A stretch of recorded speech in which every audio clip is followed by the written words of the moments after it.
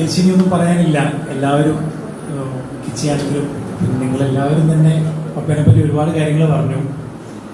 ഞാനിപ്പോൾ ഈ ഫാമിലിയിൽ പുതിയൊരാളാണ്, ഒരു 4 വർഷമായിട്ടേ ഉള്ളൂ. പക്ഷേ ഇവിടെ ഇപ്പോൾ എല്ലാവരും പറഞ്ഞ പോലെ തന്നെ ഒരുപാട് കാര്യങ്ങളുണ്ട്, എടുത്തു പറയേണ്ട ഒരുപാട് കാര്യങ്ങളുണ്ട്. എസ്പെഷ്യലി ഈ ഒരു ഇലക്ട്രോണിക് ക്രേസ്, ഇലക്ട്രോണിക്സ് അല്ല, നമ്മുടെ ഇലക്ട്രോണിക്സ് എന്ന് പറഞ്ഞിട്ട് അത് ഒരു സൈഡിലോട്ട് മാറ്റി വെക്കരുത്. ടെക്നോളജി എന്ന് പറഞ്ഞാൽ വാസ്റ്റ് ആയിട്ടുള്ള ഒരു ക്രേസാണ് പുള്ളിക്കുള്ളത്. എനിക്ക് തന്നെ ഒരുപാട്, ഞാനിപ്പോൾ ഈ ഒരു ജനറേഷനിൽ ഒരാളാണെങ്കിൽ പോലും പല കാര്യങ്ങളും എനിക്ക് പറഞ്ഞു തന്നിട്ടുണ്ട് പപ്പ. മീൻസ് എനിക്കറിയാത്ത കുറേ കാര്യങ്ങൾ പറഞ്ഞു തന്നിട്ടുണ്ട്. ഞാനതിപ്പോൾ യൂസ് ചെയ്യുന്നവരെയുണ്ട്, ഒരുപാട് കാര്യങ്ങളുണ്ട്. അപ്പം ആ ഒരു കാര്യത്തിൽ ഞാൻ അപ്രീഷിയേറ്റ് ചെയ്യുന്ന വലിയൊരു വ്യക്തിത്വമാണ് പപ്പ. അത് കൂടാതെ ഒന്നുമില്ലാത്തൊരു സ്റ്റേജിൽ നിന്ന് ഇത്രയും സക്സസ്ഫുൾ എന്ന് പറഞ്ഞു കഴിഞ്ഞാൽ അത് നമുക്ക് ക്വാണ്ടിഫൈ ചെയ്യാൻ പറ്റില്ല. അത്രയും സക്സസ്ഫുൾ ആയിട്ടുള്ള ഒരാളാണ്. അതിപ്പം ഫിനാൻഷ്യലി അല്ല ഞാൻ പറയുന്നത് കേട്ടോ. ഫിനാൻഷ്യലി പറഞ്ഞാൽ നമ്മൾ വളരെ എന്താ പറയുക, ബോറായി പോകും. സക്സസ്ഫുൾ എന്ന് പറഞ്ഞു കഴിഞ്ഞാൽ നമ്മൾ ഫിനാൻഷ്യലി ഒതുക്കി നിർത്തേണ്ട ഒരു കാര്യമില്ല. ഫാമിലി വൈസ് ആണെങ്കിലും നല്ല 2 മക്കള് അല്ലേ, ഒരാളെൻ്റെ വൈഫാണ് കിച്ചുവും അതുപോലെ തന്നെ എനിക്ക് എന്താ പറയുക പപ്പയുടെ തനിപ്പകർപ്പാണ് കിച്ചു. ആക്ച്വലി ഞങ്ങൾ ഇന്നലെ എൻ്റെ ഫ്രണ്ടിനെ കാണാൻ പോയിരുന്നത്. അപ്പം ഞങ്ങളിങ്ങനെ ഇടയ്ക്ക് സംസാരിച്ചപ്പോഴും നമ്മൾ വളരെ കാഷ്വലായിട്ട് നമ്മളിങ്ങനെ സംസാരിക്കുമ്പോൾ ഇവരൊക്കെ കയറി വരും. അപ്പോൾ അതിനാണ് ഞാൻ മമ്മീനോട് ഞാൻ ഇന്നലെ രാത്രി ഇങ്ങനെ മമ്മി പാട്ട് പാടുമെന്ന് അറിയാമല്ലോ, നിങ്ങൾക്ക് എല്ലാവർക്കും അറിയാമല്ലോ. മമ്മിയുടെ സ്റ്റാർ മേക്കർ എന്ന് പറയുന്ന ആപ്പ് ത്രൂ ആണ് മമ്മി പാട്ട് പാടുന്നത്. അപ്പം മമ്മിയുടെ ഇതൊക്കെ എടുത്ത് ഇവർക്ക് കാണിച്ചു കൊടുക്കും. കിച്ചുവിൻ്റെ കാര്യമൊക്കെ ഞങ്ങൾ പറയും. എൻ്റെ ഫ്രണ്ട്സൊക്കെ വീട്ടിൽ വരാറൊക്കെ ഉണ്ട്. അപ്പം എൻ്റെ ഫ്രണ്ട്സ് ഉണ്ട്, എൻ്റെ ഒരു ബെസ്റ്റ് ഫ്രണ്ട് ഉണ്ട് സച്ചിൻ. സച്ചിൻ എപ്പോഴും മമ്മീനെ ഭയങ്കര കാര്യമാണ്. അപ്പം ഞങ്ങളിങ്ങനെ പറയും, മമ്മി ഈ ഒരു എന്താ പറയുക, മമ്മി ഇങ്ങനെ പോപ്പുലർ ആവാൻ കാരണം പക്ഷേ പപ്പയായിരിക്കാം. പപ്പ കൊടുക്കുന്ന ആ ഒരു മോട്ടിവേഷൻ ആയിരിക്കാം. അത് നിങ്ങൾ വീട്ടിൽ വന്നവർക്കറിയാം. ലിറ്ററലി ഒരു എന്താ പറയുക, ഒരു ഓഡിയോ ഫീലാണ് പപ്പ. സൗണ്ട് ഇഷ്ടപ്പെടുന്ന ഒരാളാണ്. അപ്പോൾ അത്രയും സ്പീക്കർ സിസ്റ്റം ഉണ്ട്. അപ്പോൾ മമ്മി പാട്ട് പാടുന്നതുകൊണ്ട് തന്നെ മമ്മിക്ക് വേണ്ട എല്ലാ കാര്യങ്ങളും, സ്പീക്കേഴ്സ്, മൈക്ക് സെറ്റ്, എന്താണ് വേണ്ടത് അതെല്ലാം മമ്മി ആവശ്യപ്പെടുന്നതിന് മുന്നേ തന്നെ കണ്ടറിഞ്ഞ് ചെയ്യുന്ന ഒരാളാണ് പപ്പ. അപ്പോൾ സ്വന്തം ഡ്യൂട്ടി കഴിഞ്ഞ് വന്ന് റെസ്റ്റ് എടുക്കേണ്ട ടൈം പോലും കോംപ്രമൈസ് ചെയ്തിട്ടാണ് ഇതൊക്കെ ചെയ്യുന്നത്. അപ്പം അതൊക്കെ ഹൈലി അപ്രീഷിയബിൾ ആണ്. പിന്നെ ഈ ഒരു ജോലി 6 വർഷമാണ്. 6 വർഷം എന്ന് പറഞ്ഞു കഴിഞ്ഞാൽ റണ്ണിങ് സ്റ്റാഫ് എന്ന് പറയുന്നത് എളുപ്പമല്ല. സന്തോഷത്തെ പറഞ്ഞ പോലെ തന്നെ അത് ഈ ഒരു ലോക്കോ പൈലറ്റ് ജോലി എന്ന് പറയുന്നത് നമ്മൾ ഹാറ്റ്സ് ഓഫ്. അങ്ങനെ ഒരു ജോലിയൊന്നും ഈസി അല്ല. കംപ്ലീറ്റ് നമ്മുടെ ഒരു ബയോളജിക്കൽ ക്ലോക്ക് സെക്കാർഡിയൻ വ്രതം പോകുന്ന ഒരു കാര്യമാണ്. ഇന്നൊരു ഡ്യൂട്ടി ആണെങ്കിൽ നാളെ എൻറ്റയർലി ഡിഫറെൻറ്റ് ടൈം ലൈനിലേക്ക് എണീക്കുന്നത് ഉറങ്ങുന്നതൊക്കെ. അത് 36 വർഷം ചെയ്യാന്ന് പറയുന്നത് എളുപ്പമല്ല, ഒരിക്കലും എളുപ്പമല്ല. അത് സമ്മതിച്ചു കൊടുത്തേ പറ്റുള്ളൂ. എന്തായാലും നേരത്തെ VRS എടുക്കാതെ ഇത്രയും കാലം പിടിച്ചു നിന്നു. സർവീസ് വളരെ സക്സസ്ഫുൾ ആയിട്ട്, സമർത്ഥമായിട്ട്, ഡിറ്റർമൈൻഡ് ആയിട്ട് ഫിനിഷ് ചെയ്തു. ഇനി റിട്ടയർമെന്റ് ആണ്. ബട്ട് അതാണ് എനിക്ക് തോന്നുന്നത് പപ്പയുടെ ഇനിയായിരിക്കും ഒരു സെക്കൻഡ് ഹാഫ്. അതായത് പ്രോപ്പറായിട്ട് ഇനിയിപ്പം ചിലപ്പം ജീവിച്ചു തുടങ്ങുന്ന ഇനിയിപ്പോൾ സെക്കൻഡ് ഹാഫിലായിരിക്കും. പുള്ളി ഇഷ്ടപ്പെടുന്ന ഒരുപാട് കാര്യങ്ങളുണ്ട്. ഇലക്ട്രോണിക്സ്, യാത്ര, ഫുഡ്, എക്സ്പ്ലോർ ചെയ്യാൻ ഇഷ്ടമുള്ള ഒരാളാണെന്ന് എനിക്കറിയാം. പക്ഷെ കുറെ കാര്യങ്ങളാൽ സ്റ്റക്കായി പോയതാണ് ഇത്രയും കാലം. ഇനിയിപ്പം ആ ഒരു ടൈമാണ്. എക്സ്പ്ലോർ ചെയ്യണം, എക്സ്പ്ലോർ ചെയ്യപ്പെടണം. രണ്ടുപേരും ഒരേ വൈബുള്ള ആൾക്കാരാണ്. മക്കളൊക്കെ സെറ്റിൽ ആയല്ലോ. ഇപ്പൊ 2 പേരും ഒരേ വൈബുള്ള ആൾക്കാരാണ്. അപ്പോൾ അവരെ എൻജോയ് ചെയ്യണം എന്നാണ് ഞങ്ങളുടെ എല്ലാവരുടെയും ആഗ്രഹം. ഓക്കെ, എന്തായാലും ഇങ്ങനെ ഒരു പരിപാടി ഓർഗനൈസ് ചെയ്ത ഭാരവാഹികളോടും ഈ പ്രോഗ്രാമിന് വേണ്ടി വന്നിട്ടുള്ള എല്ലാവരോടും ഞാനും എൻ്റെ ഫാമിലിയും ഒരുപാട് നന്ദി രേഖപ്പെടുത്തുന്നു. അതുപോലെ തന്നെ പപ്പയ്ക്കും മമ്മിക്കും ഇനി അങ്ങോട്ടുള്ള ഭാവങ്ങളും നേരുന്നു. Thank you so much. ഉദ്ഘാടനം ചെയ്ത ശ്രീ എം റോളി, ഇവിടെ വന്നു ചേർന്നിരിക്കുന്ന എല്ലാ ലോക്കൽ റണ്ണിംഗ് സ്റ്റാഫ് അസോസിയേഷനിലെ മെമ്പേഴ്സും, റിട്ടയറായി പോയ പല ആൾക്കാരും ഇവിടെ വരുമ്പോൾ ഒരു സന്തോഷം എന്ന് വെച്ചാൽ പല ആൾക്കാരും റിട്ടയറായിട്ട് പോയിട്ടും ഇവിടെ വരുമ്പോൾ കാണാൻ സാധിക്കും. ഞാൻ റിട്ടയറായിട്ട് 21 കൊല്ലം കഴിഞ്ഞു. വോളണ്ടറി റിട്ടയർമെൻ്റ് ആയിരുന്നു. 2001 56-ാമത്തെ വയസ്സിൽ വോളണ്ടറി റിട്ടയർമെൻറ്റ്. ഒരുപക്ഷെ ആദ്യത്തെ, ഞാൻ പലപ്പോഴും പറഞ്ഞിട്ടുള്ളതാണ്, ആദ്യത്തെ വോളണ്ടറി റിട്ടയർമെൻ്റ് എടുത്ത ഒരു പാർട്ടി ആയിരിക്കും ഞാൻ. ഏതായാലും ജോൺ, മിസ്സിസ് ജോൺ, മക്കള്, മരുമകൻ, മരുമകൻ, ഇവരെയൊക്കെ സത്യം പറഞ്ഞാൽ ജോണിനെ പറ്റി പറയാൻ കുറേ കാര്യങ്ങളുണ്ട്. ഇപ്പോൾ അദ്ദേഹത്തിൻ്റെ ബന്ധങ്ങൾ പറഞ്ഞ കാര്യം, ചെടികളുടെ ഒരു ആശാനം പോലെ മുൾച്ചെടികളായിരുന്നു. എൻ്റെ അടുത്തൊന്നും കണ്ടമാനം കാക്ടസ് ജോൺ കൊണ്ടുപോയിട്ടില്ലേ?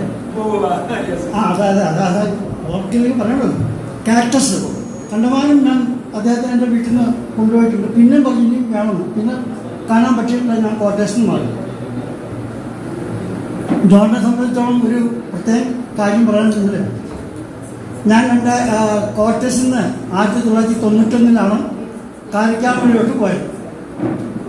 2 പ്രാവശ്യം അദ്ദേഹത്തിൻ്റെ ഫാദറിലോ ഹെൻറി ഒരു പ്രാവശ്യം വന്നത് ഒരു റെയിൽവേക്കാരൻ എന്തൊരു കളവ് കേസിൽപ്പെട്ടു. അതൊന്നും അറിയാൻ വേണ്ടിയിട്ട്, അതിനൊന്ന് രക്ഷപ്പെടുത്താൻ വേണ്ടിയിട്ടുള്ളൊരു ഉദ്യമമായിരുന്നു. ഹെൻറി എൻ്റെ വീട്ടിൽ വന്നു. RPF-ലായിരുന്നു അദ്ദേഹം. രണ്ടാമത് ഞാൻ 1991 റെയിൽവേ ക്വാർട്ടേഴ്സ് കാലിക്കാമണി വീട് മാറിയപ്പോൾ ഒരു ദിവസം അദ്ദേഹം എൻ്റെ വീട്ടിൽ വന്നു. ഞാൻ വന്നപ്പോൾ ഇതുപോലെ വല്ല പ്രശ്നം വെച്ചു. അല്ല സാറേ, എനിക്ക് ഒരാളെ പറ്റി അറിയാനുണ്ട്. ഇപ്പോൾ ഗൗരവത്തി പറഞ്ഞതിൽ ചില വാസ്തവങ്ങളുണ്ടെന്ന് ഇപ്പോഴെനിക്ക് തോന്നുന്നു. അങ്ങനെയല്ല. ഇദ്ദേഹം വീട്ടിൽ വന്നിട്ട് ഞാൻ എൻ്റെ വൈഫിനോട് പറഞ്ഞു, ഇത് RPF ആണ്, അങ്ങനെ വിവരം. അപ്പോൾ വൈഫും വിചാരിച്ചെന്നറിയോ ഇതുപോലെ വല്ല റെയിൽവേ കേസ് വല്ല അയക്കുന്നത്. അല്ല സാറേ, എനിക്കൊരു കാര്യമാണ്. എന്താ സാറേ? എന്താണ് ജോണിനെ പറ്റി എന്താ അഭിപ്രായം എന്ന് വെച്ചു. ജോണിനെ പറ്റിയിട്ടെന്നാൽ അപ്പോൾ അധികം വർക്ക് ചെയ്തിട്ടില്ല ഞങ്ങൾ. ജോൺ വന്ന് കേട്ടിട്ടുള്ളൂ. ഞാൻ അപ്പോൾ പിന്നെ 2-3 ട്രിപ്പ് വർക്ക് ചെയ്തിട്ടുണ്ട്. ഞാൻ എന്താ സംഭവം എന്ന് വെച്ചു. അല്ല, എൻ്റെ അടുത്ത് ഞാനും വേറെ ആൾക്കാരൊക്കെ ഒരു ഇത് പറഞ്ഞു അദ്ദേഹത്തെ പറ്റി. അതുകൊണ്ട് തീർച്ചയായിട്ടും അല്ല, അദ്ദേഹം ഒരു കഞ്ചാവുകാരനൊന്നുമല്ല. അതല്ല, അങ്ങനല്ല. 1000 പൈസയിലും ഒരു കല്യാണം തമിഴ് കൊടുത്തിട്ടുണ്ട്. അപ്പം ഞാനൊരു അങ്ങനെ ആണെങ്കിൽ തന്നെ ആയിക്കോട്ടെ എന്ന് വെച്ചിട്ട് ഞാൻ പറഞ്ഞു, അദ്ദേഹം ജെന്റിൽമാനെന്ന് പറഞ്ഞു. പക്ഷേ ജോണിനെ സംബന്ധിച്ച് പിന്നെ ഇത് പറയണമെന്നുണ്ടായിരുന്നു, പറഞ്ഞില്ല. പറഞ്ഞു കഴിഞ്ഞാൽ ചിലപ്പോൾ വിഷമമല്ലോ. ഏതായാലും ജോൺ നല്ലൊരു വർക്കറായിരുന്നു, വളരെ ഡിസിപ്ലിൻ. എൻ്റെ കൂടെ വർക്ക് ചെയ്തിട്ടുള്ള കാലം നല്ലോണം വളരെ ഒബീഡിയൻ്റോടു കൂടി വർക്ക് ചെയ്തൊരു പാർട്ടിയാണ്. 2 ദിവസം മുമ്പ് ഒരു കല്യാണത്തിന് ഞങ്ങൾ കൂടി. ആ കല്യാണ ഹാളിൽ വെച്ചിട്ട് ജോൺ വന്നിട്ട് വേറെ ആൾക്കാർ കിട്ടും. ഞാൻ പറയുന്നത്, ജോൺ ഇത് എന്താണെന്ന് വെച്ചു. ഇല്ല സാറേ, സാറിനൊന്നും എനിക്ക് മാറ്റാൻ പറ്റില്ല. വാസ്തവം പറഞ്ഞാൽ എനിക്ക് വന്ന് വാസ്തവം പറഞ്ഞാൽ ഞാൻ പല ആൾക്കാരും അറിയാം, പല ആൾക്കാരും എൻ്റെ കൂടെ വർക്ക് ചെയ്തതിനറിയാം. പക്ഷേ അവരുടെയൊക്കെ ബിഹേവിയർ ചില സമയത്തൊക്കെ എന്നെ വല്ലാണ്ട് വേദനിച്ചിട്ടുണ്ട്. പക്ഷെ അന്ന് ഞാൻ ഇത് ചെയ്തപ്പോൾ എനിക്ക് വാസ്തവം പറഞ്ഞാൽ, സത്യം പറഞ്ഞാൽ എനിക്കൊരു കണ്ടയിൽ വെള്ളം നടന്നു. കല്യാണം മണ്ഡപത്തിൽ വെച്ചിട്ടാണ്, പാരീഷ് ഹാളിൽ വെച്ചിട്ട് 2 ദിവസം മുമ്പേ, ഞായറാഴ്ച. ഏതായാലും ജോൺ നിരാശപ്പെടുത്തിയില്ല. ഹെൻറിയെ ഞാൻ നിരാശപ്പെടുത്തിയില്ല. അദ്ദേഹം നല്ലൊരു ഭർത്താവായും നല്ലൊരു അച്ഛനായും കുട്ടികളെയൊക്കെ നല്ലോണം പഠിപ്പിച്ചു. എല്ലാം മംഗളകരമായിട്ട് നടത്തി. തീർച്ചയായിട്ടും ജോണിനും ഫാമിലിക്കും എല്ലാവിധ ഭാവങ്ങളും നേരുന്നു. ഈശ്വരനോട് ആത്മാർത്ഥമായിട്ട് പ്രാർത്ഥിച്ചുകൊണ്ട് നിർത്തുന്നു. നന്ദി, നമസ്കാരം. അവസാനം സംസാരിക്കാൻ വരുന്ന ആൾക്കാർക്ക് ഒന്നും സംസാരിക്കാൻ ഉണ്ടാവില്ല. നമ്മൾ എന്തെങ്കിലും പോയിന്റൊക്കെ സൂക്ഷിച്ചു വെക്കുന്നുണ്ടെങ്കിൽ, ഞാൻ ജോണിന്റെ ചെടികളെ കുറിച്ചുള്ള പ്രേമവും കാര്യങ്ങളൊക്കെ സൂചിപ്പിക്കാമെന്ന് എഴുതിയപ്പോഴാണ് ഷേണായി സാർ വന്ന് അത് തീർത്ത് കളഞ്ഞത്. പിന്നെ മാഷിങ്ങാളിലൂടെ നല്ല യൂണിഫോമൊക്കെ ഇട്ട് സൈക്കിളിൽ പോകുന്ന ഒരു പെൺകുട്ടിയെ കുറിച്ച് പറയാൻ വെച്ചപ്പോഴാണ് അത് പറഞ്ഞു പോയത്. പിന്നെ പ്രേമത്തെക്കുറിച്ചൊക്കെ ഇത്ര ഭംഗിയായിട്ടൊക്കെ സോമു പറഞ്ഞപ്പോഴേക്ക് തോന്നി, ഭയങ്കരന്മാരാണ്, നമുക്കൊന്നും അങ്ങനെയുള്ള പ്രേമിക്കാനുള്ള അവസരം കിട്ടിയില്ലല്ലോ എന്നൊക്കെ തോന്നിപ്പോന്നപ്പോഴാണ്. പിന്നെ ഈ നമ്മുടെ കുട്ടികളുടെയൊക്കെ വലിയ ഭാഗ്യം, ഈ അച്ഛനമ്മമാരുടെ പൂർവ്വചരിത്രങ്ങളൊക്കെ ഈ കൂട്ടുകാരിൽ നിന്നൊക്കെ ഏറ്റവും നല്ല രീതിയിൽ കേൾക്കാൻ ഒരു ഭാഗ്യം കിട്ടുക എന്ന് പറയുന്നതൊക്കെ കുട്ടികളുടെയും കൂടി ഒരു ഭാഗ്യം തന്നെയാണ്. ഇനി എൻ്റെ അടുത്ത സുഹൃത്തായ ജോണിനെ പറ്റി എന്താ പറയാനുള്ളത്, ഞാൻ നോട്ട് ചെയ്തിട്ടുള്ള ഏറ്റവും വലിയ പ്രത്യേകത ജോണിൻ്റെ അഭിപ്രായങ്ങൾ വളരെ വ്യക്തമായിട്ടും സുവ്യക്തമായിട്ടും നമ്മളോട് പറയുന്നുള്ളതാണ്. അത് എസ്പെഷ്യലി വിയോജിപ്പുള്ള കാര്യങ്ങൾ അതുവഴി നമുക്ക് ജോൺ എന്ന വ്യക്തിയെക്കുറിച്ച് തിരിച്ചറിയാൻ കഴിയുമെന്നുള്ളതാണ്. അദ്ദേഹത്തിന് വിയോജിപ്പ് പ്രകടിപ്പിക്കുമെങ്കിൽ പോലും എല്ലാ കാര്യങ്ങളോടൊക്കെ യോജിച്ച് പോകാനുള്ള ഒരു കഴിവുണ്ടെന്നുള്ളതാണ്. പിന്നെ ഇലക്ട്രോണിക്സ് പ്രേമൊക്കെ കണ്ടപ്പോൾ എനിക്കൊരു ഞെട്ടിപ്പോയി എന്നുള്ളതാണ്. നമ്മളെ കൊണ്ടൊന്നും ഒരിക്കലും പറ്റുന്ന കാര്യം തന്നെയില്ല. ജോലിയൊക്കെ സമ്മർദ്ദവും കഴിഞ്ഞിട്ടൊക്കെ റെസ്റ്റിന് കഴിഞ്ഞിട്ട് ഇതിനു വേണ്ടി എന്തോരം സമയം ചെലവഴിക്കുന്നു എന്നറിയും. നമ്മൾ ഇടയ്ക്കൊക്കെ എഴുന്നേറ്റ് കഴിയുമ്പോൾ റൂമിലൊക്കെ 2 മണി 3 മണി സമയത്തൊക്കെ ഭയങ്കര ലൈറ്റ് കാണാം. ആ ഒരു അന്വേഷണാപ്പിന്റെ 2 മണി 3 സമയം വെച്ചാൽ എത്ര വില പിടിച്ച സമയമൊക്കെ ആയിരിക്കും ജോലി കഴിഞ്ഞ് കിട്ടുന്നത്. അപ്പൊ പിന്നെ സോമു പറഞ്ഞ കാര്യം ആരോ പറഞ്ഞ കാര്യമാണ്, നേരം വിളിക്കെന്ന് പറയാൻ നീങ്ങി പോകും. 6, 7, 8 മണി 9 മണിയൊക്കെ ആയി പോകും തോന്നുന്നു. അതേപ്പറ്റി എനിക്കൊന്നും അറിഞ്ഞുകൂടാ. എന്നാലും ഇത്രയും കാലം ഈ റണ്ണിങ് ഷാപ്പിൽ തന്നെ നിന്ന് സുദീർഘമായ വിധത്തില് ജോലിയൊക്കെ അവസാനിപ്പിച്ച് ഇത്ര മാന്യവും നല്ല രീതിയിലുള്ള സെൻഡ് ഓഫ് പങ്കെടുക്കാനും കാണാനും കഴിഞ്ഞത് തന്നെ വലിയ അനുഗ്രഹമായിട്ട് തോന്നുന്നു. ജോണിന്റെ കുടുംബത്തിന് എല്ലാ ആശംസകളും നേരുന്നു. Thank you. നമ്മുടെ ഇന്നത്തെ സെൻറ്റർ ഓഫ് അട്രാക്ഷനായ MV ജോണിൻ്റെ ബന്ധുമിത്രാദികളെ, കുടുംബാംഗങ്ങളെ, പലരും ഗൊരേത്തിയുടെ പ്രസംഗത്തെ പറ്റി പറഞ്ഞു കേട്ടു. എനിക്കത് കേൾക്കാനുള്ള ഭാഗ്യമുണ്ടായില്ല. പക്ഷെ ഞാൻ റെക്കോർഡ് ചെയ്യുന്നുണ്ട്, ഓഡിയോ റെക്കോർഡിംഗ് ഉണ്ട്. അതുകൊണ്ട് ഞാൻ പിന്നീട് കേട്ടോളാം. കാരണം എനിക്ക് അത്യാവശ്യമായ ചില കാര്യങ്ങൾക്ക് വേണ്ടി എനിക്ക് പോകേണ്ടി വന്നു. ഇന്നത്തെ പരിപാടിക്ക് ലൈവ് സ്ട്രീമിംഗ് വേണ്ട എന്ന് ശ്രീ ജോൺ പറഞ്ഞതുകൊണ്ടാണ് വീഡിയോ ലൈവ് സ്ട്രീം ചെയ്യാത്തത്. ലൈവ് സ്ട്രീമിംഗ് ഉണ്ടെങ്കിൽ ഞാൻ ഫുൾ ടൈം ഇവിടെ ഉണ്ടാകുമായിരുന്നു. പക്ഷേ ഇതിനിടയ്ക്ക് എനിക്ക് സെവൻഡെല്ലാം സെറ്റ് ചെയ്തിട്ട് പോകാൻ പറ്റി. അപ്പം ഞാനുമായിട്ട് റിലേറ്റ് ചെയ്യുന്ന കാര്യങ്ങളിൽ പ്രധാനമായും ഇലക്ട്രോണിക്സ് തന്നെയാണ്. അതുകൊണ്ട് ഞാനും ഇലക്ട്രോണിക്സ് പഠിച്ച വ്യക്തിയാണ്. അത്യാവശ്യം ഇലക്ട്രോണിക്സ് ഇപ്പോഴും എല്ലാ കാഴ്ചയുടെ പരിമിതികൾക്ക് വെച്ച് ചെയ്യാറുണ്ട്. അപ്പോൾ അദ്ദേഹം എനിക്ക് എന്നൊരു അത്ഭുതം തന്നെയാണ്. ഞാനും ഏകദേശം അതുപോലെ എൻ്റെ റൂമിൽ വന്നു കഴിഞ്ഞാൽ ഈ പറഞ്ഞ പോലെ വാരി വലിച്ചിരിക്കുന്ന സാധനങ്ങൾക്കിടയിലുള്ള സർവീസിംഗ് ഒക്കെ ഇപ്പോഴും തുടരുന്നുണ്ട്. അപ്പോൾ അദ്ദേഹത്തിൻ്റെ മറ്റൊരു പ്രത്യേകത എനിക്ക് തോന്നിയത് ഫിനാൻഷ്യൽ മാനേജ്മെൻ്റാണ്. മികച്ചതെന്നോ അനുവർത്തിക്കാൻ അല്ലെങ്കിൽ നിങ്ങൾക്ക് അനുകരിക്കാൻ പാകമുള്ളതെന്നൊന്നും ഞാൻ പറയുന്നില്ല. കാരണം ഞാനും ഏകദേശം അത് അനുകരിക്കുന്ന വ്യക്തിയാണ്. അദ്ദേഹത്തെ അനുകരിക്കുന്നതല്ല, അങ്ങനെ ആയിപ്പോയതാണ്. അപ്പോൾ അതിനോടനുബന്ധിച്ച് തന്നെ പറയട്ടെ, അദ്ദേഹം ഈ വെള്ളപ്പൊക്കവുമായിട്ട് ബന്ധപ്പെട്ട കാര്യങ്ങളിൽ പ്രവർത്തിച്ചതും അതുകൂടെ അദ്ദേഹത്തിൻ്റെ ഒരു അനുജനായ സന്തോഷ് കുറിച്ചും പറഞ്ഞ കാര്യങ്ങൾ, വേണ്ടപ്പെട്ടവരെ സഹായിച്ച കാര്യം, അതുപോലെ പല കാര്യങ്ങളും നമ്മളെല്ലാവരും ചെയ്യുന്നുണ്ട്. അതുപോലെ എനിക്കും വേണ്ടി വന്നിട്ടുണ്ട്. എങ്കിലും പരിമിതികൾക്കുള്ളിൽ നിന്ന് നമ്മൾ ചെയ്യുമ്പോഴും അടുത്ത തലമുറയ്ക്ക് വേണ്ടി സമ്പാദിച്ചു കൂട്ടുക എന്നുള്ളത് നമ്മൾ ചെയ്യുന്ന ഏറ്റവും വലിയ അബദ്ധമാണെന്ന് പലരും വാട്സാപ്പിലൂടെ ഇപ്പം കാണുന്നുണ്ട്. അത് ചെയ്ത ഒരു വ്യക്തിയാണ്. നമ്മൾ അധ്വാനിച്ച് ഉണ്ടാക്കുന്നത് നമുക്കൂടി ആസ്വദിക്കാനുള്ളതാണ്. ഒരു വണ്ടി വർക്ക് ചെയ്ത് ഞാൻ ഒരിക്കൽ പറളിയിലാന്ന് തോന്നി റെസ്റ്റോറൻറ്റ് ചെയ്ത് ഞങ്ങളൊരു കടയിലൊക്കെ പോയി എന്തോ ഈ പറഞ്ഞ പോലെ ഫോറിൻ ഗുഡ്സൊക്കെ സ്വീറ്റ്സൊക്കെ വാങ്ങിച്ചു. ആ സമയത്താണ് ജോണിയുടെ കുറച്ച് കൂടുതലെടുക്കുന്നത്. അപ്പോൾ അദ്ദേഹത്തിൻ്റെ ആ രീതികൾ ഞാനുമായിട്ടും ഒരുപക്ഷെ ബന്ധപ്പെട്ടതായിട്ട് എനിക്ക് തോന്നി. എന്ന് വെച്ചാൽ നമുക്കിപ്പോൾ കിട്ടുന്ന വരുമാനത്തിൻ്റെ ഒരു നല്ല ശതമാനം നമ്മുടെ സുഖങ്ങൾക്ക് കൂടി ചെലവഴിക്കുക. അടുത്ത തലമുറയ്ക്ക് അവരധ്വാനിച്ചോളും. അവർക്ക് നല്ല വിദ്യാഭ്യാസം കൊടുക്കാനുള്ള സൗകര്യങ്ങൾ ചെയ്തു കൊടുക്കാനുള്ളതാണ് നമുക്ക് ചെയ്യാനുള്ള ഏറ്റവും നല്ല. അത് ജോൺ ചെയ്തിട്ടുണ്ട്. എനിക്കും ഒരു പരിധിവരെ അതിനുള്ള ഭാഗ്യം കിട്ടി. കാരണം എൻ്റെ മോളും മെഡിക്കൽ ഫീൽഡിലാണ്. അപ്പോൾ എന്നെ ഇപ്പോൾ പലപ്പോഴും ഇങ്ങനെ ഈ റിട്ടയർമെൻറ്റ് ഫംഗ്ഷൻ വിളിക്കുന്നത് സർഗസംഗമത്തിൻ്റെ കൺവീനർ എന്നുള്ള ഒരു ലേബലിലാണ്. കാരണം ഈ റിട്ടയർമെൻറ്റ് പരിപാടിക്ക് ശേഷം മിക്കവാറും ഇവിടെ ഗാനമേളയൊക്കെ ഉണ്ടാവും. ജോണിൻ്റെ വൈഫ് ശ്രീമതി മിനി അഥവാ ഗ്ലാഡീസ് ഒരു നല്ല ഗായികയാണ്. അവരുടെ കൂടെയുള്ള ധാരാളം ഗായകന്മാരൊക്കെ ഇവിടെ വന്നിട്ടുണ്ട്. കുറേയധികം പേര് കഴിഞ്ഞ ദിവസം 8-ാം തീയതി പരിപാടിക്കുണ്ടായിരുന്നു. അപ്പോൾ ഇങ്ങനെയൊക്കെ ആണെങ്കിലും ജോൺ എന്ന വ്യക്തി സർഗസംഗമത്തിൽ ഒരിക്കലും ഒരു അംഗമായിരുന്നില്ല. സർഗസംഗത്തിൽ ഞാൻ അദ്ദേഹത്തെ ചേർത്തു, പക്ഷേ അദ്ദേഹം എക്സിറ്റായി. അത് പേഴ്സണൽ ഇൻട്രസ്റ്റാണ്. സർഗസംഗം എന്നുള്ളൊരു വാട്സാപ്പ് ഗ്രൂപ്പ് എന്ന് പറഞ്ഞാൽ നമ്മുടെ അഖിലേന്ത്യാ ലോക റണ്ണിങ് സ്റ്റാഫ് അസോസിയേഷൻ്റെ ഒരു കലാ സാംസ്കാരിക കൂട്ടായ്മയുടെ അത് ഏകോപിപ്പിക്കുന്നതിനുള്ള ഒരു വാട്സാപ്പ് ഗ്രൂപ്പാണ്. അദ്ദേഹം അതിലെങ്കിലും അദ്ദേഹത്തിൻ്റെ വൈഫ് മിനി ഉണ്ടെന്നുള്ളത് വളരെ അഭിമാനകരമായ കാര്യമാണ്. വളരെ സജീവമായി പ്രവർത്തിക്കുന്നു. ഇപ്പോൾ ആക്ടിവിറ്റീസ് കാര്യമായിട്ടില്ലെങ്കിലും അതുമായിട്ട് ബന്ധപ്പെട്ട പ്രവർത്തനങ്ങളും, പിന്നെ മിനി അംഗമായ സർഗവേദി എന്ന ഓൺലൈൻ കൂട്ടായ്മ കോട്ടയം കേന്ദ്രമായി നമ്മുടെ KK പ്രകാശ് നടത്തുന്നതാണ്. അതിലും നിരവധി പേർ നമ്മുടെ കൂടെയുള്ള റണീഷ് സാറിൻ്റെ ഭാര്യമാരും ഉൾപ്പെടെ ഉള്ള നിരവധി പേരിൽ അംഗങ്ങളാണ്. അവരെല്ലാം വന്ന ശേഷം നമുക്ക് ആ സ്റ്റേജിൽ ഒരു അവസരം കിട്ടിയില്ല എന്നുള്ളതാണ് സങ്കടം. രാത്രി 10 മണിയായപ്പോൾ ഞാൻ പോകുമ്പോഴും നമുക്കൊന്നും ഒരു അവസരം കിട്ടാത്ത അവസ്ഥയായിപ്പോയി. അത്ര ഗംഭീരമായിരുന്ന പരിപാടി. അപ്പോൾ ആ പരിപാടിയെല്ലാം കണ്ടു കഴിഞ്ഞ് ഞാനും ഭാര്യാസമേതനായിട്ട് തന്നെയാണ് അവിടെ പോയത്. പരിപാടി പോയി കണ്ടു കഴിഞ്ഞിട്ട് വൈഫ് എന്ന് എൻ്റെ മോളോട് പറഞ്ഞു, മോളെ ഇന്ന് ജോണങ്കളിലെ റിട്ടയർമെൻറ്റ് ഫംഗ്ഷനാണ്. അപ്പോൾ മോളാ സമയത്ത് അവിടെ ഇല്ല. അത് കഴിഞ്ഞ് മോളും മരുമനും കൂടി വേറെ സ്ഥലത്ത് പോയിട്ട് തിരിച്ചു വന്നാണ്. 2 വർഷം കഴിഞ്ഞ് അച്ഛൻ്റെ റിട്ടയർമെൻറ്റ് കേട്ടോ, നിങ്ങൾ ഇതുപോലെ തന്നെ അടിപൊളിയാക്കാൻ പറ്റുമെന്ന് പറഞ്ഞു.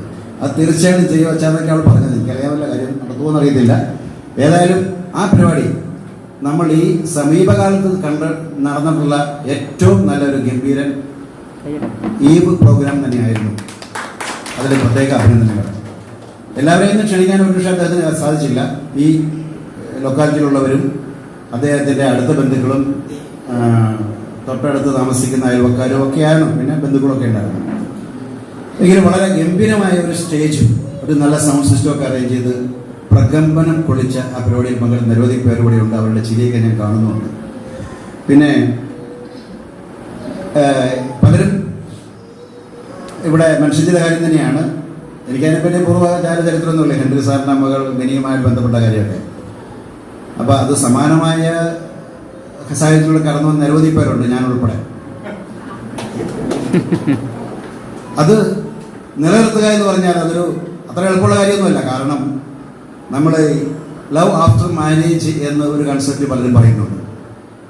നമ്മളിപ്പോൾ ഈ പറഞ്ഞ പോലെ അറേഞ്ച് മാരേജ് ആണല്ലോ, അത് കഴിഞ്ഞ് സ്നേഹിച്ചാൽ പോരെ. അത് കഴിഞ്ഞതിന് മുമ്പ് ഓക്കെ സ്നേഹിക്കുക വേണമെന്ന് നിർബന്ധമൊന്നുമില്ല.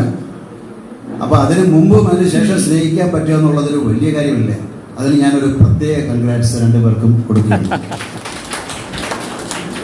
Four love before marriage and love after marriage. അപ്പോൾ അത് തുടരുന്ന ആ ദമ്പതികൾക്ക് എൻ്റെ പ്രത്യേക അഭിനന്ദനങ്ങൾ. മക്കൾക്ക് നല്ലൊരു മാതൃകയാണ്, നമുക്ക് എല്ലാവർക്കും നല്ലൊരു മാതൃകയാണ്, എനിക്ക് പ്രത്യേകിച്ച് മാതൃകയാണ്. പിന്നെ ഏറ്റവും അവസാനം പറയാനുള്ളത്, എൻ്റെ മോൾ മെഡിക്കൽ എൻട്രൻസിന് വേണ്ടി പ്രിപ്പയർ ചെയ്യുന്ന സമയത്ത് ഒരു ഗൈഡൻസിന് വേണ്ടി ഏറ്റവും കൂടുതൽ എൻ്റെ ഭാര്യ സമീപിച്ചത് ജോണിനെയാണ്. അപ്പോൾ ജോണിൻ്റെ അന്ന് വരെയുള്ള അനുഭവം വെച്ച് ഒത്തിരി ഗൈഡൻസ് കൊടുക്കുകയും അത് ഒരു മുതൽക്കൂട്ടാകുകയും ചെയ്തു. പിന്നീട് ജോണിന് വന്ന 1-2 കസ്റ്റമേഴ്സ് പോലും ഞങ്ങളെ അങ്ങോട്ട് ഡൈവേർട്ട് ചെയ്തത്. കാരണം ഇപ്പോഴും എൻ്റെ വൈഫ് ഇതുപോലെ അങ്ങനെയുള്ള ഈ മെഡിക്കൽ എൻട്രൻസ് അല്ലെങ്കിൽ PG എൻട്രൻസിന് വേണ്ടി വരുന്നവരെ കൺസൾട്ടൻസി പോലെ വർക്ക് ചെയ്യുന്നുണ്ട്. അപ്പോൾ ജോണിൻ്റെ ആ സഹായം ഞങ്ങൾക്ക് ഒരിക്കലും മറക്കാൻ പറ്റുന്നില്ല. 2 പേർക്കും അക്കാര്യത്തിൽ കൂടി അഭിനന്ദനങ്ങൾ. ഇരുവരുടെയും ജീവിതം സുഗമമായി ഒഴുകുന്ന നിള പോലെ ശാന്തസുന്ദരമായി തീരട്ടെ. പ്രവർത്തന നിരതമായ വിശ്രമമില്ലാത്ത ഒരു വിശ്രമ ജീവിതം ആശംസിച്ചുകൊണ്ട് നിർത്തുന്നു. Thank you. എനിക്ക് പ്രസംഗിക്കാനൊന്നും അറിയില്ല കേട്ടോ. ഒരു പാട്ട് പാടോ? എല്ലാവർക്കും നമസ്കാരം.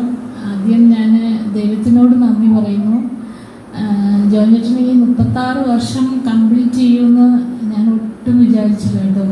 ജോണേട്ടനായിരിക്കും ഫസ്റ്റ് VRS എടുക്കുന്നതെന്ന് ഞാൻ ഓർത്ത്. പക്ഷെ അത് കംപ്ലീറ്റ് ചെയ്യാൻ പറ്റി, ഒരു കുഴപ്പമില്ലാതെ. അതിന് ഞാൻ ദൈവത്തിനോട് കടപ്പെട്ടിരിക്കുന്നു. പിന്നെ മക്കൾ അവർ നല്ല പഠിക്കാനും അവർ ഒരു സ്റ്റേജിലെത്തി. പിന്നെ ബേസിക്കലി ഞാൻ റെയിൽവേ കുടുംബത്തിലുള്ള ആൾ തന്നെയാണ്. എനിക്കിവിടെ ആരും പരിചയമില്ലാത്തവരല്ല. ഞാൻ എൻ്റെ വീട്ടിൽ വരുന്ന പോലെയാണ് ഞാനിവിടെ വരുന്നത്. ചെറുതിലെ പോലെ ഒരു പറഞ്ഞില്ലേ, മാഷിങ്ങാളിലാണ്. അപ്പൻ റെയിൽവേയിലായിരുന്നു, RPF ആയിരുന്നു. അപ്പം റെയിൽവേ ആയിട്ട് എനിക്ക് ചെറുതിലെ മുതലേ പരിചയമുണ്ട്.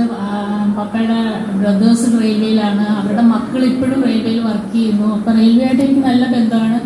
കല്യാണം കഴിച്ചതും ഒരു റെയിൽവേക്കാരനെയാണ്. അപ്പോൾ ഇത്രയും നാളെ റെയിൽവേ. അപ്പോൾ ഇവിടെ വരുമ്പോൾ എനിക്ക് എല്ലാവരെയും അറിയാം, മിക്കവരെയും അറിയാം. ഇപ്പോൾ ഡാഡിയുടെ പേര് പറയുമ്പോൾ ഹെൻറിയുടെ മോളല്ലേ എന്ന് ചോദിക്കുന്നതുകൊണ്ട് എനിക്ക് എല്ലാവരെയും പരിചയമാണ് റെയിൽവേ ആയിട്ട്. അപ്പോൾ ജോൺ ചേട്ടനെ കുറിച്ച് പറയുവാണെങ്കിൽ, ജോൺ ചേട്ടൻ്റെ കുറച്ച് നെഗറ്റീവ്സ് പറയാം. ആദ്യം പോസിറ്റീവ് പറയുന്നത്, നെഗറ്റീവ് പറയാം. പുള്ളി ഭയങ്കര ഇൻ്റലിജൻ്റ് ആണ്, ബുദ്ധിജീവിയാണ് പുള്ളി. അതിനുള്ള അടുത്ത് ഞാൻ എത്തൂല. പക്ഷെ സമയത്തിന് ഭക്ഷണം കഴിക്കില്ല, സമയത്തിന് ഉറങ്ങില്ല. അത് ഇനി കറക്റ്റ് ചെയ്ത് എടുക്കണം. കാരണം രാവിലത്തെ ബ്രേക്ക്ഫാസ്റ്റ് കഴിക്കുന്നത് ഉച്ചയ്ക്കാണ്, ഉച്ചയ്ക്ക് കഴിക്കുന്നത് വൈകിട്ടാണ്, വൈകിട്ട് കഴിക്കുന്നത് പിറ്റേ ദിവസമാണ് 2 മണിക്കൊക്കെയാണ്. അത് നമ്മൾ എത്ര പറഞ്ഞാലും അത് കേൾക്കില്ല. അതിങ്ങനെ നമ്മൾ അടച്ചു വെച്ചിട്ട് പിന്നെ നമ്മൾ പോയി കിടന്ന് നമ്മൾ വന്ന് ഇടയ്ക്ക് നോക്കിയാലും കഴിച്ചിട്ടുണ്ടാവില്ല. അത് ഇനി റെഡിയാക്കി എടുക്കണം. പിന്നെ ഉറങ്ങുന്നത് എല്ലാവരും ഉറങ്ങുമ്പോൾ പുള്ളി ഉണർന്നിരിക്കും, നമ്മൾ ഉണർന്നിരിക്കുമ്പോൾ പുള്ളി ഉറങ്ങും. അങ്ങനെയാണ് ചെയ്യുന്നത്. അതും കൂടെ കറക്റ്റ് ചെയ്താൽ ചിലപ്പോൾ ഈ ഡയബറ്റിക്കും അതൊക്കെ നോർമൽ ആവാൻ സാധ്യതയുണ്ട്. പിന്നെ എന്നെ നല്ല സപ്പോർട്ട് ചെയ്യും. പാട്ട് പാടുന്നത് ഞാൻ കോളേജിൽ പഠിക്കുമ്പോഴൊക്കെ പാടുമായിരുന്നു, ഓരോ ഫംഗ്ഷനൊക്കെ പാടുമായിരുന്നു. പക്ഷെ അപ്പം പിന്നെ കല്യാണം കഴിഞ്ഞ് പിന്നെ ഫോക്കസ് പിള്ളേരുടെ പഠിത്തത്തിലായി. ഞാൻ ഇപ്പോഴാണ് ഈ രംഗത്ത് പുറത്ത് ഇങ്ങനെ വരുന്നത് ഫംഗ്ഷനൊക്കെ. അല്ലാതെ ഞാൻ അപ്പോഴൊക്കെ ഫുൾ സാക്രിഫൈസ് തന്നെയാണ്, നല്ലോണം സാക്രിഫൈസ് ചെയ്തിട്ടുണ്ട് ഇവരുടെ പഠിത്തത്തിന്. എന്ത് ഫംഗ്ഷൻ വന്നാലും ടൂർ വന്നാലും എന്തായാലും പിള്ളേർക്ക് എക്സാം ആണെങ്കിൽ ഞാൻ പോവില്ല, ഒരു ഫംഗ്ഷനും പോവില്ല. ഫുൾ ഡെഡിക്കേഷൻ ആയിരുന്നു. ട്യൂഷൻ ഉണ്ടായിരുന്നു എനിക്ക്, ഒരു 10-14 കൊല്ലം ട്യൂഷൻ എടുത്തിരുന്നു. അപ്പോൾ അതിന് ട്യൂഷൻ എടുത്താൽ അറിയാമല്ലോ, ഒരു ഫംഗ്ഷനും പോകാൻ പറ്റില്ല, എപ്പോഴും നമ്മളിവിടെ ഉണ്ടാകണം, സൺഡേസ് എടുക്കണം.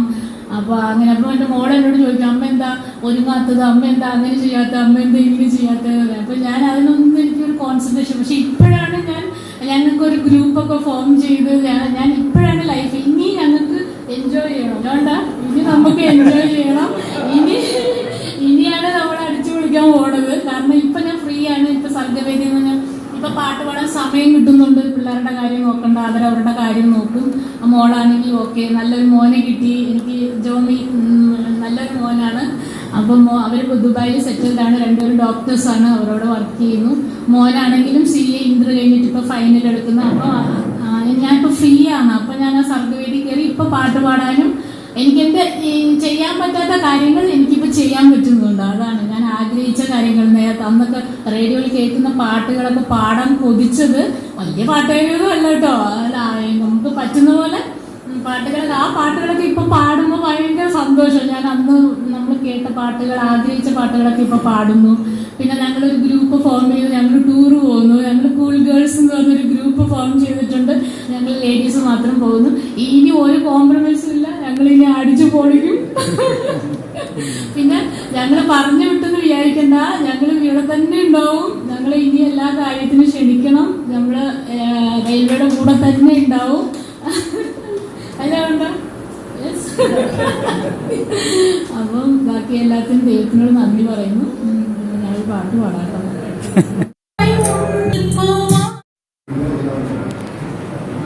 Hello, in fact thank you all for everything. ഞാൻ ഒരിക്കലും ഇത്രയും വലിയൊരു ഈ പ്രൗഢ സദസ്സിന് ആദ്യം നന്ദി പറയുന്നു. എനിക്ക് തോന്നുന്നത് പിന്നെ എന്താ പറയുക, വിവേക് എക്സ്പ്രസ്സിലെ 2 to 5 നോർത്ത് ഈറോഡ് വരെ വർക്ക് ചെയ്യുമ്പോൾ ഉണ്ടാകുന്ന അത്രയും അപ്പൊ ഞാൻ നേരിടുന്ന ആ ഒരു വിഷമത്തേക്കാൾ കൂടുതലാണ് ഇപ്പൊ ഫീൽ ചെയ്യുന്നത്. എന്റെ പൾസ് റേറ്റ് കൂടുമ്പോൾ എന്റെ തലയിങ്ങനെ വരയ്ക്കാൻ തോന്നും. നിങ്ങൾ ക്ഷമിക്കണം, അത് വേറെ കാര്യം. ഓക്കെ, സത്യത്തില് ഞാൻ ഒരിക്കലും വിചാരിച്ചില്ല കേട്ടോ. ഞാൻ എന്റെ വൈഫ് പറഞ്ഞ പോലെ ഈ സർവീസ് കംപ്ലീറ്റ് ചെയ്ത് ഞാൻ ഒരിക്കലും വിചാരിച്ചില്ല. എൻ്റെ ഒരു നേച്ചർ അങ്ങനെയായിരുന്നു. എന്നെ അടുത്തറിയുന്ന എല്ലാവർക്കും അറിയാം. എൻ്റെ ഒരു സ്റ്റൈൽ അങ്ങനെയായിരുന്നു. ഇപ്പം മിനി വിചാരിച്ചിട്ടുണ്ടാവില്ല, സ്വീറ്റ് വിചാരിച്ചിട്ടുണ്ടാവില്ല, രവീന്ദ്രൻ വിചാരിച്ചു, എൻ്റെ ബാച്ചിലുള്ള ആർക്കും വിചാരിച്ചിട്ടുണ്ടാവില്ല ഞാനിത് കംപ്ലീറ്റ് ചെയ്തു. കുറച്ച് റീസൺസ് ഉണ്ട് എന്തുകൊണ്ടാണ് ഞാൻ കംപ്ലീറ്റ് ചെയ്തതെന്നുള്ളത്. അതിനു മുമ്പ് എന്റെ ക്ഷണം സ്വീകരിച്ചിവിടെ എത്തിയ 2 പേരുണ്ട്. ഒന്ന് ഞാൻ അണ്ണൻ വിളിക്കുന്ന കൃഷ്ണകുമാർ അവിടെയുണ്ട്, ബാബു സാർ അവിടെയുണ്ട്. ഇവരോട് ഫസ്റ്റ് ഞാൻ നന്ദി പറയുന്നു. They are not railway men actually. പിന്നെ നിങ്ങൾ പിന്നെ എന്റെ ബന്ധുക്കളും സുഹൃത്തുക്കളൊക്കെയാണ്, അതുകൊണ്ട് അവരോട് നിങ്ങളോട് പ്രത്യേകിച്ചൊന്നും പറയേണ്ട കാര്യമില്ല. എന്താ പറയുക, ഞാൻ ഈ സർവീസ് പൂർത്തിയാക്കുവാൻ കുറച്ച് റീസൺസ് ഉണ്ടായി. ആ റീസൺസ് ഞാൻ ഓരോന്നായിട്ട് പറയാം. ആദ്യം ഞാൻ പറയട്ടെ, ഇവിടെ ഭയങ്കര അഭിമാനത്തോടു കൂടിയാണ് ഞാൻ വെക്കുന്നത്. അഭിമാനിക്കാനുള്ള റീസൺ ഞാൻ 36 വർഷം ഈ സർവീസ് പൂർത്തിയാക്കി എന്നുള്ളത് കൊണ്ടൊന്നുമല്ല. ഏകാദശ എന്ന മഹാപ്രസ്ഥാനത്തോടൊപ്പം കഴിഞ്ഞ 36 വർഷം ഞാൻ നിലകൊണ്ടു എന്ന ആ അഭിമാനത്തോടു കൂടിയാണ് ഞാൻ വെക്കുന്നത്. അതാണ് ഞാൻ സത്യത്തിൽ ഞാൻ അഭിമാനിക്കുന്നത്. അതുകൊണ്ടാണ് അന്ന് ഞാൻ ലാസ്റ്റ് ടൈം വർക്ക് ചെയ്ത് 29th ഞാൻ സൗത്തിലവിടെ വന്ന് ഇറങ്ങുമ്പോൾ നമ്മുടെ അണ്ണൻജി അവിടെ ഉണ്ടായിരുന്നു. അപ്പൊ അണ്ണൻജി എന്നോട് പറഞ്ഞു, വൺ ഓഫ് ദ ഗ്രേറ്റസ്റ്റ് ഓർഗനൈസേഷന്റെ കൂടെ കുറച്ചു നേരം എനിക്ക് നിൽക്കാൻ സാധിച്ചത് ഞാൻ അഭിമാനിക്കുന്നത് പുള്ളി എനിക്ക് മെസ്സേജ് ചെയ്തു. എനിക്ക് ഭയങ്കര സന്തോഷം തോന്നി കേട്ടപ്പോൾ. ഒരു റീസൺ അതാണ്, നിങ്ങളുടെ സഹകരണവും സപ്പോർട്ടും ഉണ്ടായിരുന്നില്ലെങ്കിൽ എനിക്കിത് കംപ്ലീറ്റ് ചെയ്യാൻ പറ്റായിരുന്നു. രണ്ടാമത്തെ റീസൺ എന്ന് പറയുന്നത് എനിക്ക് ഭയങ്കര ആത്മവിശ്വാസമായിരുന്നു. കഴിഞ്ഞ 36 വർഷമായിട്ട് ഞാൻ ജോയിൻ ചെയ്ത അന്ന് തൊട്ട് ALRS എന്ന് പറഞ്ഞ ആ മഹാപ്രസ്ഥാനത്തിന്റെ കീഴിൽ ഞാൻ നിൽക്കുമായിരുന്നു.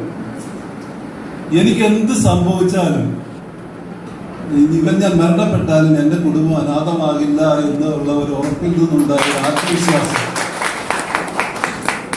ആ ആത്മവിശ്വാസമാണ് എന്നെ മുന്നോട്ട് നയിച്ചത്. എനിക്ക് എന്ത് സംഭവിച്ചാലും എന്റെ കുടുംബത്തിന് ഒന്നും സംഭവിക്കില്ല എന്ന് എനിക്ക് കൃത്യമായിട്ട് അറിയാമായിരുന്നു. വളരെ സത്യസന്ധം. കാര്യം എന്റെ മുമ്പിലുള്ള അനുഭവങ്ങൾ അങ്ങനെയാണ്. ഒരു ആന്ധ്രാപ്രദേശിൽ നിന്ന് വന്നിട്ട് 1 വർഷം കഴിയുന്നതിന് മുമ്പ് തന്നെ മരണപ്പെട്ടു പോയ ഒരു റാവു എന്ന് പറഞ്ഞ ALPക്ക് നമ്മൾ വിതിൻ 45 ഡേയ്സ് നമ്മളൊരു വീട് ഉണ്ടാക്കി കൊടുക്കുമായിരുന്നു. അയാളുടെ സ്വപ്നഗ്രഹം നമ്മൾ ഉണ്ടാക്കി കൊടുത്തു. നമ്മളുടെ കൂടെ വർക്ക് ചെയ്യുന്ന എത്രയോ പേര് മരണപ്പെട്ടപ്പോൾ AKSന്റെ കാര്യമൊക്കെ നിങ്ങൾക്ക് അറിയാമല്ലോ. ഇതൊരു ഭയങ്കര ധൈര്യമാണ് എനിക്ക് നൽകിയത്. ആ ധൈര്യമാണ് എന്നെ വർക്ക് ചെയ്യാനായിട്ട് മുന്നോട്ട് നയിച്ച പ്രധാനപ്പെട്ട ഒരു ഘടകം. മൂന്നാമത്തെ കാര്യം ദൈവാനുഗ്രഹം. നിങ്ങൾ ചിലപ്പോൾ ദൈവത്തിൽ വിശ്വസിക്കുന്നില്ലാത്തതുകൊണ്ട്, എന്നാലും ഞാൻ പറയാം, ദൈവാനുഗ്രഹം ഒന്നുകൊണ്ട് മാത്രമാണ് ജോലിയുമായിട്ട് ബന്ധപ്പെട്ട എന്തെങ്കിലും കാര്യത്തിന് വേണ്ടിയിട്ട് ആരുടെയെങ്കിലും മുമ്പിൽ പോയി തല കുനിച്ച് നിൽക്കുകയോ കൈകെട്ടി നിൽക്കുകയോ എന്ന ഒരു സിറ്റുവേഷനിലേക്ക് ഈ 36 വർഷം ദൈവം എന്നെ എത്തിച്ചു. അത് വേറെ കാര്യം. നാലാമത്തെ കാര്യം എന്റെ കുടുംബത്തിൽ സപ്പോർട്ട്. ഞാൻ പറഞ്ഞില്ലേ, ടോട്ടലി തലതിരിഞ്ഞ ഒരു സ്വഭാവമായിരുന്നു. ഉറങ്ങാനൊരു അവസരം കിട്ടിയാൽ ഉറങ്ങില്ല. എന്താ പറയാ, വീട്ടിലുള്ള ദിവസം ചിലപ്പോൾ രാത്രി 2 മണി അല്ലെങ്കിൽ 3 മണി വരെ കുത്തിയിരിക്കും. ചിലപ്പോൾ ഞാൻ സിനിമ കാണുമായിരിക്കും, അല്ലെങ്കിൽ ചെടികൾ വെച്ച് പിടിപ്പിക്കായിരിക്കും, അല്ലെങ്കിൽ ചിലപ്പോൾ ഇലക്ട്രോണിക്സ് വർക്ക് ആയിരിക്കും, അല്ലെങ്കിൽ ഇൻകം ടാക്സ് ഫയൽ ആയിരിക്കും. ഇപ്പൊ ഇവരൊക്കെ തെറ്റിദ്ധരിക്കുന്ന പോലെ അത് എന്തെങ്കിലും ഫിനാൻഷ്യൽ ഇതിന് വേണ്ടിയിട്ടായിരുന്നില്ല ഞാൻ ചെയ്തത്. എപ്പോഴും ഇരുമ്പ് പാടങ്ങൾ, ഇരുമ്പിന്റെ എഞ്ചിൻ, ഇരുമ്പ് അങ്ങനെ ഒരു ഇതിൽ വെച്ച് എന്റെ മനസ്സ് മുരടിച്ചു പോകാതിരിക്കാനായിട്ട് ഞാൻ കണ്ടുപിടിച്ച ഒരു മാർഗമായിരുന്നു. ഇൻഫാക്ട് ഈ പാപ്പിലിയോ എന്ന് പറഞ്ഞ പുസ്തകത്തിന്റെ മലയാളം ഞാൻ വായിച്ചു. നിങ്ങൾ 18 വർഷത്തോളം കാലം ഒരു തടവറയിൽ ഒറ്റയ്ക്ക് കഴിഞ്ഞുകൂടിയ ഒരു മനുഷ്യൻ തല മരവിച്ചു പോകാതെ ഭ്രാന്ത് പിടിക്കാതിരിക്കാൻ വേണ്ടി അയാൾ ഓരോ കാര്യങ്ങൾ ചെയ്തു കൂട്ടിയത്. അങ്ങനെയാണ് അയാൾ അവസാനം ജയിലിൽ നിന്ന് രക്ഷപ്പെട്ട് ഒരു മനുഷ്യനായി തീർന്നത്. എന്ന് പറഞ്ഞ പോലെ 36 വർഷം ഇത് it's A kind of jail actually. എന്നെ അങ്ങനെ ഞാൻ മാനസികമായിട്ട് ഒരു കാര്യം കൂടി മാനസികമായിട്ട് ഇത്രയും കാലമായിട്ട് ഈ ജോലിയായിട്ട് ഞാൻ ഒരിക്കലും പൊരുത്തപ്പെട്ടിട്ടില്ല. റെയിൽവേയിൽ ജോയിൻ ചെയ്ത അന്ന് തൊട്ട് എന്റെ എന്താ പറയാ, എന്റെ ബയോളജിക്ക് തളം തെറ്റിപ്പോയി. ഉറക്കം എന്നെ വിട്ടുപോയി. ക്രമേണ ഉറക്കം എനിക്ക് ഇല്ലാതായി പോയി. എന്നിട്ട് ഞാൻ പിടിച്ചു നിന്നത് ഈ കുടുംബത്തിന്റെ സപ്പോർട്ട് ഒന്നുകൊണ്ട് മാത്രമാണ്. ഉറങ്ങാനൊരു അവസരം കിട്ടിയാൽ പോലും ഞാൻ ഉറങ്ങില്ല. ഇതാണ് സംഭവിച്ചുകൊണ്ടിരുന്നത്. ഈ പാപ്പിലോണിൽ എന്ന് പറഞ്ഞ പോലെ അയാൾ ചെയ്ത പോലെ അയാൾ ചെയ്ത കാര്യങ്ങളൊക്കെ തന്നെയാണ് ഞാൻ ചെയ്തത്. എക്സ്ട്രാ എന്തെങ്കിലുമൊക്കെ ചെയ്തിട്ട് എന്റെ മനസ്സ് എനിക്ക് മുരടിക്കാതിരിക്കും. എന്റെ മനസ്സ് മുരടിക്കരുത്, എനിക്ക് ഭ്രാന്ത് പിടിക്കരുത്, അത്രയും ഉണ്ടായിരുന്നുള്ളൂ എനിക്ക്. അതിനുവേണ്ടി ഓരോരോ കാര്യങ്ങൾ ഞാൻ ചെയ്തു കൂട്ടുമായിരുന്നു. ഇവര് ഫിനാൻഷ്യൽ എന്തെങ്കിലും വേണ്ടിയിട്ടല്ല ഞാൻ ചെയ്തത്. എന്റെ മനസ്സ് മുരടിച്ചു പോകാതെ എന്താ പറയാ, ഒരു എന്നിലുള്ള ഒരു ജൈവാംശമില്ല, അത് നിലനിർത്താൻ വേണ്ടിയിട്ടാണ് ഞാൻ ഈ കാര്യങ്ങളൊക്കെ ചെയ്തുകൊണ്ടിരുന്നത്. ഞാൻ സന്തോഷിക്കുന്നുണ്ട്, അതങ്ങനെയായി. പിന്നെ എന്താ പറയാ, വൈഫ് എന്റെ ഈ തലതിരിഞ്ഞ സ്വഭാവത്തിനിടയിൽ വൈഫ് ഒരുപാട് സഹിച്ചു. അവള് കുട്ടികളെ വളർത്തി വലുതാക്കി. എന്നോട് ഒരിക്കലും ഒരു പരിഭവം പറഞ്ഞിട്ടില്ല, അത് വേണം ഇത് വേണം അങ്ങനെ ചെയ്യണം ഇങ്ങനെ. അങ്ങനെ കിടന്നുറങ്ങുമ്പോ ഉറങ്ങട്ടെ, എടിക്കുമ്പോ എണിക്കട്ടെ, പോകാൻ നേരത്തെ ചോറ് ഉണ്ടാക്കി തരും, ചായ ഉണ്ടാക്കി തരും, അങ്ങനെ. ഇൻഫാക്ട് നിങ്ങൾ സ്നേഹപൂർവ്വം തന്ന ഈ സമ്മാനം ഉണ്ടല്ലോ, ഇതിന്റെ യഥാർത്ഥ അവകാശം സത്യത്തിൽ അവളാണ്.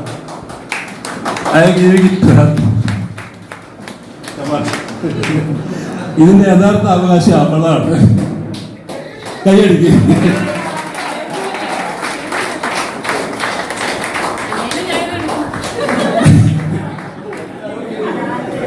പിന്നെ ഇതുപോലെ പ്രൗഢഗംഭീരമായ ഒരു സദസ്സ് ALRS പോലുള്ള സംഘടനയ്ക്ക് മാത്രമേ ഇങ്ങനെയൊക്കെ സാധിക്കുകയുള്ളൂ.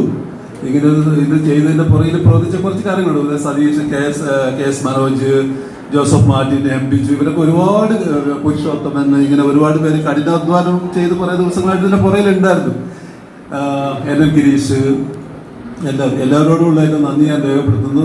പിന്നെ എൻ്റെ കുറേ സുഹൃത്തുക്കൾ, TMR സൈഡിലെ കുറേ സുഹൃത്തുക്കൾ, റിട്ടയർഡ് ഹാൻഡ്സ് ഉണ്ട്, സർവീസിലുള്ളവരുണ്ട്. പിന്നെ എൻ്റെ ഗുരുനാഥന്മാരായിട്ടുള്ള റിട്ടയർഡ് ആയിട്ടുള്ള കുറേ ലോക്കോ പൈലറ്റ്സ് വന്നിരുന്നു.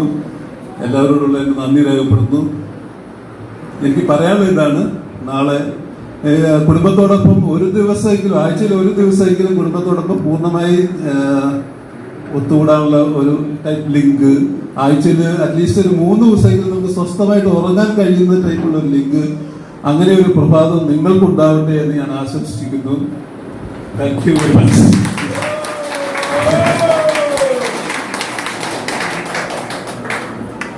നന്ദി. പ്രിയമുള്ളവരെ,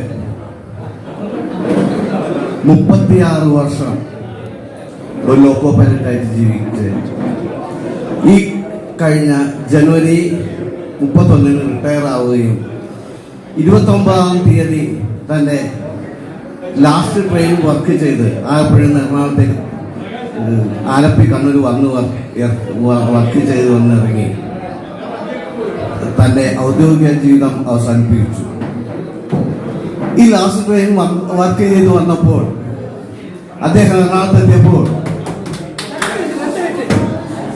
വളരെ സന്തോഷത്തോടെ എഞ്ചിനിൽ നൽകുമ്പോൾ കൈകൾ വാനിൽ ഉയർത്തി ചിരിച്ചുകൊണ്ടാണ് അദ്ദേഹം എഞ്ചിനിൽ നിന്ന് ഇറങ്ങിയത്.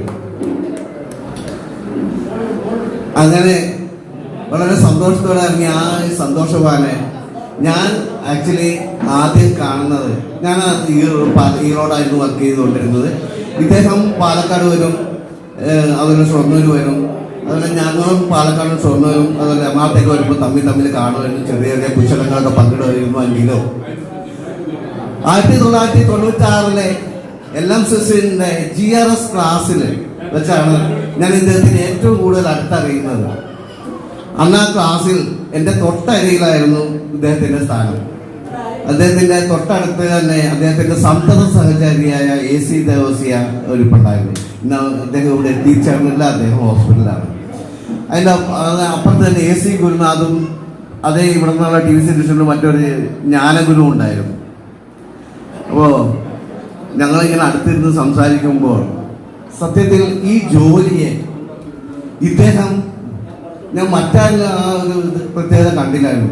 ഭയഭക്തി ബഹുമാനത്തോടെയാണ് ഈ ലോക്കോ പൈലറ്റ് ജോലി അദ്ദേഹം കണ്ടിരുന്നത് എനിക്ക് അന്ന് മനസ്സിലായി. മാത്രമല്ല ഇദ്ദേഹത്തിന് അപാരമായ നല്ല ടെക്നിക്കൽ നോളജ് ഉണ്ടെന്ന് ഞാൻ അന്നേ തിരിച്ചറിഞ്ഞിരുന്നു. പക്ഷെ എന്നെ സ്വാധീനിച്ചത് അല്ലെങ്കിൽ ഞാൻ അദ്ദേഹത്തെ ഓർക്കുന്ന കാര്യം ഇതല്ല, ഇത് ഞാൻ പറഞ്ഞതേ ഉള്ളൂ. കാരണം കാലം 2001, അന്ന് ട്രിവാൻഡ്രം ഡിവിഷനിലെ ഇരുമ്പലത്തിൽ നിന്ന് 11ഓളം വേൾഡ് ടാങ്കുകൾ സ്റ്റാർട്ട് ചെയ്യണം മിനിമം. എന്നാൽ മാത്രമേ സദേൺ റെയിൽവേക്ക് പിടിച്ചെടുക്കാൻ പറ്റുള്ളൂ. അത്രയേറെ വേൾഡ് ടാങ്കുകൾ ഓടണം. പുറകുകൾ വേൾഡ് ടാങ്കാണ്. ഗുഡ്സ് നിറയെ ഓടുന്ന കാലം. ആ കാലത്ത് കപ്ലിംഗ് സമരം 2001 വീണ്ടും വന്നു. ഈ കപ്ലിംഗ് സമരത്തിൽ വന്നിരിക്കുമ്പോൾ M സന്തോഷ് കുമാറാണെന്ന് CRC ഡ്യൂട്ടിയിൽ മാർഷിങ്ങാട്. അപ്പൊ ഞങ്ങൾ 8 മണി പൊസിഷനാണ്, അദ്ദേഹം 8 മണി പൊസിഷനാണ്. ഞാൻ 8 മണി എന്തായാലും ഫസ്റ്റ് ഔട്ടാണ്. ഞാൻ ഓൺ ചെയ്യേണ്ടി വരും 10 മണിക്ക്, കാരണം വെയിറ്റിംഗ് ആയിരുന്നു, ഗുഡ്സ് വെയിറ്റിംഗ് ആണ്. അദ്ദേഹം ഫസ്റ്റ് ഔട്ടാണ്. അപ്പൊ ഞങ്ങൾ ഇങ്ങനെ ക്രൂ ബുക്കിങ്ങിൽ വർത്താനം പറഞ്ഞ് നിൽക്കുമ്പോൾ 10 മണിയാകുമ്പോൾ ഓൺ ചെയ്യാമെന്ന് എഴുതി നിൽക്കുമ്പോഴാണ് ഒരു ന്യൂസ് വരും. സൗത്തിൽ വണ്ടികളെല്ലാം നിൽക്കുകയാണ്. സൗത്തിൽ മാത്രമല്ല, ഇപ്പൊ ട്രിവാൻഡ്രത്തിലെ മറ്റു ഭാഗത്തൊക്കെ വണ്ടികൾ നിന്നു തുടങ്ങി. കപ്ലിംഗ് സമരം വീണ്ടും സ്റ്റാർട്ട് ചെയ്തു. എല്ലാവരും അക്ഷരാർത്ഥത്തിൽ വളരെ ജിജ്ഞാസയോടെയാണ് ആ വാർത്ത കേട്ടത്. അപ്പൊ എന്ത് ചെയ്യുമെന്ന് വെച്ചാൽ അത് മാത്രമല്ല, സൗത്തിൽ പലരും സിക്ക് സ്റ്റാർട്ട് ചെയ്തു തുടങ്ങി. വണ്ടി ആരും പോകുന്നില്ല. അപ്പോൾ എന്താ ചെയ്യണമെന്ന് വെച്ചാൽ ഞങ്ങൾ കുറേ പേര് ആ സമയത്ത് ഉണ്ടായിരുന്നു. കാരണം 10 മണിക്ക് ഒരുപാട് വണ്ടി, 5-6 വണ്ടി പെയിന്റിങ് ഉണ്ടായിരുന്നു. അപ്പോൾ കുറേ പേര് ആ ക്രൂ ബുക്കിങ്ങിൽ തന്നെ ഉണ്ടായിരുന്നു. ആ സമയത്ത് ഞാൻ ഫസ്റ്റ് ഔട്ടാണ്. ഞാൻ ആദ്യത്തെ ആള് സിക്ക് ചെയ്യണം, മറ്റുള്ളവർ സിക്ക് ചെയ്യണം എന്ന് പറഞ്ഞ് നിൽക്കുന്ന സമയത്താണ് കുറേ പേര് ലോക്കപ്പെട്ടവർ വേറെ ഉണ്ടായിരുന്നു. അങ്ങനെ മറ്റുള്ളവരൊക്കെ സിക്ക് ചെയ്യാം നമുക്ക് സിക്ക് ചെയ്യാം എന്ന് പറഞ്ഞ് നിൽക്കുന്ന ആ സമയത്ത് അങ്ങനെ ആദ്യമായി ഞാനാണ് ഫസ്റ്റ് ഔട്ട് ALP-മാരിൽ ഞാൻ സിക്ക് ചെയ്യാമെന്ന് പറഞ്ഞ് നിൽക്കുന്ന ആ സമയത്ത് ഞാൻ മുന്നിൽ പോയി നിൽക്കുമ്പോഴാണ് കുറച്ച് പേര് ലോകപ്പൈലന്മാരൊക്കെ ഉണ്ട്. ഈ സമയത്ത് സിക്ക് ചെയ്യാനായിട്ട് ഞാൻ നിൽക്കുമ്പോൾ ഏലപ്പാട് അന്ന് ഇത് എഴുതാൻ നിൽക്കണം. ആ സമയത്താണ് പുറയുന്ന പെട്ടെന്നൊരു ശബ്ദം, ഞാൻ ആദ്യം സിക്ക് ചെയ്യാം, ഞാനാണ് ഫസ്റ്റ് ഔട്ട്, ഞാനാണ് ആദ്യം സിക്ക് ചെയ്യാൻ. മറ്റുള്ളവരെയൊക്കെ മാറ്റിയിട്ട് ഇദ്ദേഹം വന്ന് ആദ്യ സിക്കുകാരൻ. ഞാൻ പെട്ടെന്ന് അദ്ദേഹത്തിനൊന്ന് തിരിഞ്ഞു നോക്കി. അപ്പോ അദ്ദേഹത്തിന്റെ മുഖത്ത് നോക്കിയപ്പോ എനിക്കൊരു കാര്യം പിടികിട്ടിയായിരുന്നു. ജാതി മത വർഗ രാഷ്ട്രീയത്തിന് അതീതമായി ALRS എന്ന സംഘടനയിലുള്ള പൂർണ്ണമായും അചഞ്ചലമായ വിശ്വാസമാണ് ഞാൻ ആദ്യം സിക്ക് ചെയ്യാൻ എന്ന് പറഞ്ഞിട്ട് അദ്ദേഹം സിക്ക് മെമ്മോക്ക് വേണ്ടിയിട്ട് പേര് നമ്പർ പറഞ്ഞു കൊടുത്ത് കൈകെട്ടി തന്നത്. ആ ഓർമ്മ എൻ്റെ മനസ്സിൽ ഇന്നും മായാതെ നിൽക്കുന്നു. ഏതായാലും ഔദ്യോഗികമായി അവസാനിക്കുന്ന ഈ ചടങ്ങിൽ നന്ദി പറയുന്നതിൻ്റെ ചടങ്ങിലേക്ക് കിടക്കുകയാണ്. ഈ യാത്രയപ്പ് സമ്മേളനത്തിൻ്റെ അധ്യക്ഷനായിരുന്ന Shri Satheesh sir, branch president Shri Satheesh സാറിന് നന്ദി രേഖപ്പെടുത്തിക്കൊള്ളുന്നു. അതുപോലെ തന്നെ ഈ പരിപാടി ഇവിടെ ഉദ്ഘാടനം ചെയ്ത് സംസാരിച്ച MM റോളി സാറിന് പ്രത്യേകം നന്ദി പറഞ്ഞുകൊള്ളുന്നു. ഈ വേദിയെ ധന്യമാക്കിയ അഖിലേന്ത്യാ സെക്രട്ടറി KC ജെയിംസ് സാറിന് പ്രത്യേകം നന്ദി രേഖപ്പെടുത്തിക്കൊള്ളുന്നു. അതുപോലെ തന്നെ ഇവിടെ ഈ വേദി ധന്യമാക്കിയ CS കിഷോർ സാറ്, അതുപോലെ തന്നെ ഇവിടെ പ്രസംഗിച്ച ഒരുപാട് പേരുണ്ടായിരുന്നു. വിദ്യ പ്രകാശ് സാറ്, പേര് ഒരുപാടുണ്ട്. ഇവിടെ പ്രസംഗിച്ച എല്ലാ ആശംസകൾ നേർന്ന എല്ലാ ആളുകൾക്കും പ്രത്യേകം നന്ദി രേഖപ്പെടുത്തിക്കൊള്ളുന്നു.